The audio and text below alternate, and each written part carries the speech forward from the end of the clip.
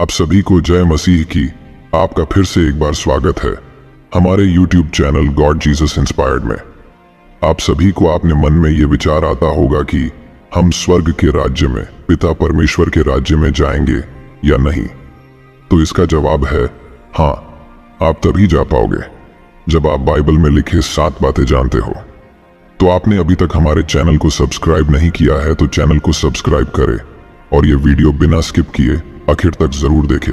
कई सारे लोग स्वर्ग में और नरक में विश्वास रखते हैं और कई सारे लोग यह विश्वास करते हैं कि वो मरने के बाद स्वर्ग में ही जाएंगे, क्योंकि वो मानते हैं कि वे एक अच्छे इंसान हैं, उन्होंने कुछ गलत काम नहीं किया है, कुछ पाप नहीं किया है। लेकिन ये आपका विश्वास, आपकी सोच गलत है, क्योंकि प्रभु यीशु उनके वचनों द्वारा हमसे कहते हैं कि ऐसा एक भी मनुष्य नहीं है जिसने पाप ना किया हो। यहाँ पर हर एक मनुष्य पापी है। हम में से कई सारे मसीह लोग ये विश्वास करते हैं कि हम तो पिता परमेश्वर को जानते हैं, प्रभु यीशु के अस्तित्व को जानते हैं, उनमें विश्वास रखते हैं, तो हम भी स्वर्ग में जाएंगे। तो उनका विश्वास गलत है, क्योंकि प्रभु का पवित्र ग्रंथ बाइबल हमें बताता है कि दुष्ट शैतान भी पिता परमेश्वर को जानता है, उनके वचनों को जानता है और परमेश्वर के प्रभु यीशु के अस्तित्व पर विश्वास करता है। फिर भी वो पिता परमेश्वर के राज्य में, स्वर्ग में प्रवेश नहीं कर सकता। ये बात हमको ध्यान में रखना है कि सिर्फ परमेश्वर को जानकर, उनके अस्तित्व को मानकर हम स्वर्ग के राज्य में प्रवेश नहीं कर सकते हैं। यदि आप स्वर्ग के राज्य में प्रवेश करना चाहते हैं तो बाइबल में लिखी ये 7 बातें जान लो। तो पहली बात है पिता परमेश्वर की आज्ञा का पालन करना। कई मसीह लोग पिता परमेश्वर की, प्रभु यीशु की आराधना करते हैं, बाइबल का अध्ययन करते हैं, उनसे प्रार्थना करते हैं, लेकिन वो स्वर्ग के राज्य में जाने के काबिल नहीं है। भले ही वो पूरे मन से बाइबल पढ़ते हो, उपवास करते हो, लेकिन परमेश्वर ने हमें जो वचन बताए हैं, जो आज्ञा दी है, उसका पालन नहीं करते हैं, तो वो स्वर्ग में जाने के काबिल नहीं है। परमेश्वर का राज्य पवित्र स्वर्ग है, उसमें वही लोग जाएंगे जो पवित्र है और जो परमेश्वर की आज्ञा का पालन करते हैं। मत्ती 7 वचन 21 से 27 में प्रभु का वचन हमसे साफ कहता है कि जो मुझसे हे प्रभु कहता है, उनमें से हर एक स्वर्ग के राज्य में प्रवेश न करेगा, परंतु वही जो मेरे स्वर्गीय पिता की इच्छा पर चलता है। उस दिन बहुत से मुझसे कहेंगे, हे प्रभु, क्या हमने तेरे नाम से भविष्यवाणी नहीं की और तेरे नाम से दुष्ट आत्माओं को नहीं निकाला और तेरे नाम से बहुत अचंभे के काम नहीं किए? तब मैं उनसे खुलकर कह दूंगा कि मैंने तुमको कभी नहीं जाना।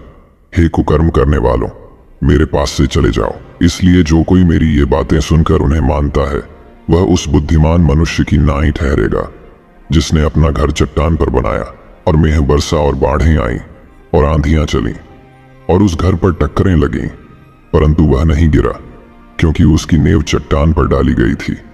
परंतु जो कोई मेरी ये बातें सुनता है और उन पर नहीं चलता, वह उस निवृद्धि मनुष्य की नाई ठहरेगा जिसने अपना घर बालू पर बनाया और मेह बरसा और बाढ़ें आईं और आंधियां चलीं और उस घर पर टक्करें लगीं और वह गिरकर सत्यानाश हो गया।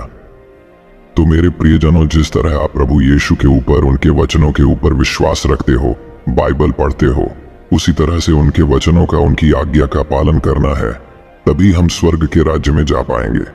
दूसरी बात है पाप से दूर रहना।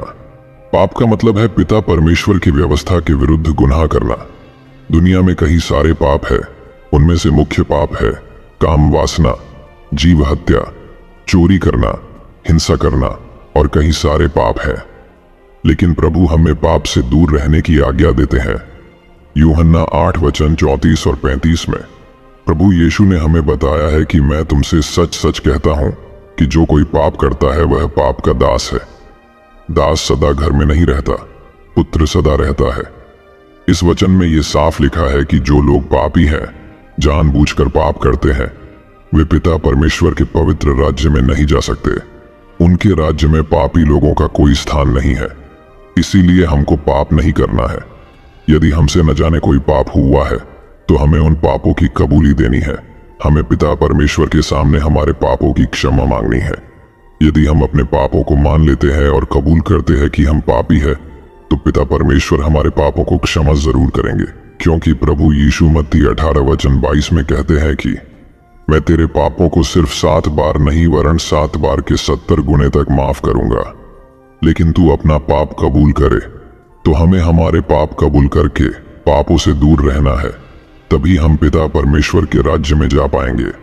तीसरी बात है मूर्ति पूजन। प्रभु ने हमें दी हुई आज्ञा में से एक है, परमेश्वर के अलावा किसी और की पूजा मत करो। अन्य देवताओं की, मूर्तियों की पूजा मत करो। 1 कुरिन्थियों 6:9 में प्रभु का वचन हमसे कहता है कि अन्यायी मूर्ति पूजा करने वाले लोग परमेश्वर के राज्य के वारिस नहीं होंगे। तो मेरे प्रियजनों, मूर्ति पूजा से दूर रहो। बाइबल में हमें कई सारे वचनों में यह साफ लिखा है कि मूर्ति पूजन जीवित परमेश्वर के खिलाफ है, और ये बात जानकर भी जो लोग मूर्ति पूजन करते हैं वो परमेश्वर के राज्य में जाने के काबिल नहीं है। तो हमें मूर्ति पूजा छोड़कर जीवित पिता परमेश्वर पर विश्वास रखना है, हम स्वर्ग के राज्य में जरूर जाएंगे। चौथी बात है बालक के समान बनना। मत्ती 18:3 में प्रभु का वचन हमसे कहता है कि और कहा, मैं तुमसे सच कहता हूं, यदि तुम न फिरो और बालकों के समान न बनो तो स्वर्ग के राज्य में प्रवेश करने नहीं पाओगे। इस वचन में यह साफ लिखा है कि जब तक तुम खुद को बदलकर बालकों की तरह पवित्र नहीं बनोगे तब तक तुम स्वर्ग के राज्य में प्रवेश नहीं कर सकते। हमें हमारा मन छोटे बच्चे की तरह पवित्र करना है। हमारे मन में कोई भी पाप नहीं होना चाहिए। छोटा बच्चा कोई समस्या आने के बाद जैसे अपने माता पिता के पास जाता है, उसी तरह से हमें भी कोई कठिनाई समस्या आने के बाद हमें पिता परमेश्वर के पास जाना है, ना कि किसी इंसान के पास। तभी हम स्वर्ग में जा पाएंगे। पांचवी बात है धन का लालच नहीं करना। मत्ती 19:23 और 24 में लिखा है कि तब यीशु ने अपने चेलों से कहा, मैं तुमसे सच कहता हूं कि धनवान का स्वर्ग के राज्य में प्रवेश करना कठिन है। फिर तुमसे कहता हूं कि परमेश्वर के राज्य में धनवान के प्रवेश करने से ऊंट का सुई के नाके में से निकल जाना सहज है। इस वचन के द्वारा हमें साफ पता चलता है कि जो लोग धन का लालच करते हैं, जो धन के पीछे भाग रहे हैं, उनको स्वर्ग के राज्य में प्रवेश नहीं मिलेगा। तो मेरे भाइयों, जो लोग पैसा कमाते हैं वो पाप नहीं है, लेकिन पैसे के लिए उनके मन में जो लालच पैदा होती है वो पाप है। इसीलिए हमें पैसे के लिए, धन के लिए लालची नहीं बनना है, तभी हम स्वर्ग में जा पाएंगे। छठी बात है मन को दिन करना। दिन का मतलब है खुद को शून्य करना, नम्र करना। मत्ती 5:3 प्रभु ने हमें बताया है कि धन्य है वे जो मन के दीन है, क्योंकि स्वर्ग का राज्य उन्हीं का है। इस वचन द्वारा प्रभु यीशु हमें कहते हैं कि जो मन के दिन है, मतलब जो अपने मन के नम्र है, वही स्वर्ग में जाएंगे। बाइबल हमें बताती है कि प्रभु यीशु ने खुद को दिन किया, इसीलिए तो क्रूस की मौत भी सह ली। यीशु परमेश्वर होकर भी दिन हुआ, तो हम क्या चीज है? स्वर्ग के राज्य में जाने के लिए खुद को दिन करना ही होगा, तभी हम स्वर्ग के राज्य में जा पाएंगे। सातवीं बात और आखिरी बात है बपतिस्मा लेना।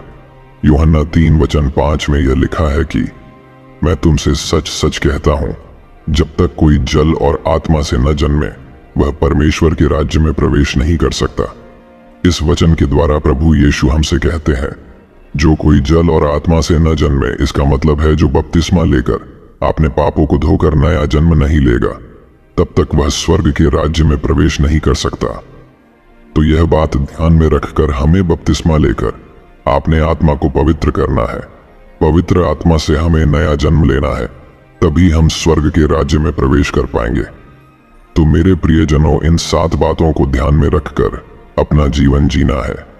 प्रभु यीशु के आशीर्वाद से, स्वर्गीय पिता के वचनों से आप स्वर्ग के राज्य में जरूर जाएंगे। यदि आपने ये वीडियो आखिर तक देखा है तो आप भी पिता परमेश्वर की आज्ञा का पालन करते हो, और जो परमेश्वर के वचनों का पालन करता हो, स्वर्ग का राज्य उसी का है। तो आपने अभी तक वीडियो को लाइक नहीं किया है तो वीडियो को लाइक करें और अपने परिवार के साथ ये वीडियो शेयर जरूर करें। प्रभु आप सभी को आशीष दे।